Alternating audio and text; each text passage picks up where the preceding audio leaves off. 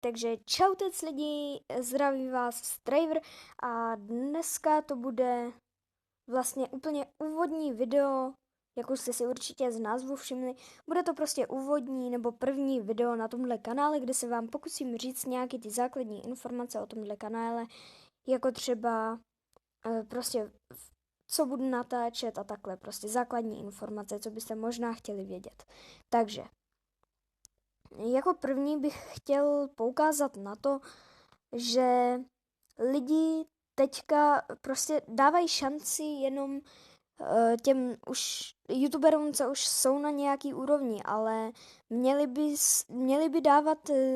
by začít dávat šanci i nějakým menším youtuberům, prostě co teďka začínají, nějakým ještě neskušeným youtuberům, jako třeba já, prostě co začínají, měli by prostě dát takovýmhle youtuberům šanci, protože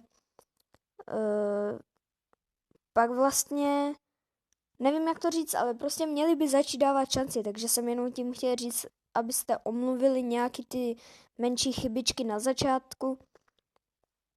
Určitě doufám, že se budu prostě zlepšovat a ve střihu budou pořád menší a menší chyby a takhle prostě, že že se jednou dopracujeme na to, abych prostě neměl v těch videích tolik chyb a abych prostě pobavil lidi a takhle. Takže jsem tím chtěl jenom prostě poukázat na to, že prostě abyste takhle ty chyby ze začátku omluvili, ale i u jiných youtuberů prostě. Tak. Jako další jsem chtěl teda říct, co budu na tomhle kanálu natáčet, takže určitě to budou let's playe, ze začátku zatím jenom na mobil, protože jsem to ještě úplně nevychytal na počítač, ale určitě někdy na kompu budou let's playe taky.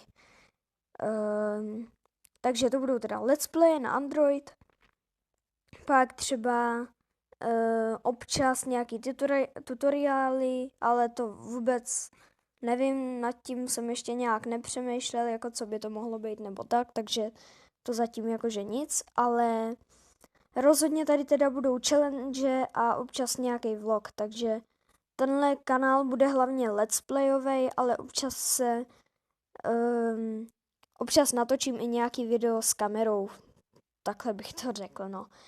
Takže tohle by bylo asi pro takový úvodní video všechno. Kdybyste měli ještě nějaký dotaz, něco byste chtěli vědět, tak do popisku vám dám odkazy na Facebook a na Ask, takže buď to do komentářů, nebo na Facebook, nebo na Ask, logicky mi můžete napsat nějaký ty otázky, co byste chtěli vědět, nebo co prostě, nějaký ty otázky, no. Takže to by bylo pro úvodní video všechno. A já se s váma loučím, tak čus.